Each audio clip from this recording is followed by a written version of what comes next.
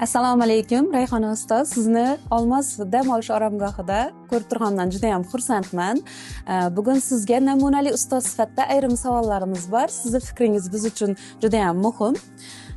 Birinchi navbatda siz nima uchun aynan Dexenni tanlagansiz? Assalomu alaykum. Dexen mahsulotlari sifati yaxshiligi uchun. Ikkinchi savolimiz, Dexen kompaniyasining eng katta ustunligi nimada deb o'ylaysiz? Halolligida. Biznesida ham mahsulotini halolligi ustunligi shunda.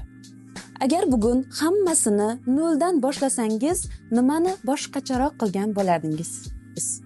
Yangi kelgan inson kabi har kun 15 ta yangi shaxsiy taklif qilardim.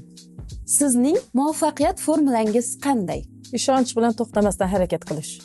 Navbatdagi savolning javobi menimcha hamma uchun qiziq. Kuchli jamoani qanday qurish mumkin? Mustahkam munosabat evaziga.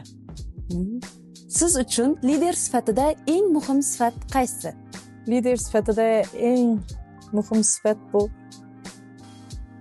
jamoani shakllantirish uchun oldimizga kuchli maqsad qo'yish. Javoblaringiz uchun katta rahmat. Yana bir eng muhim savollardan birini bermoqchiman. Aynan Dexen biznesini yangi boshlayotganlar uchun top 3 ta maslahatingiz.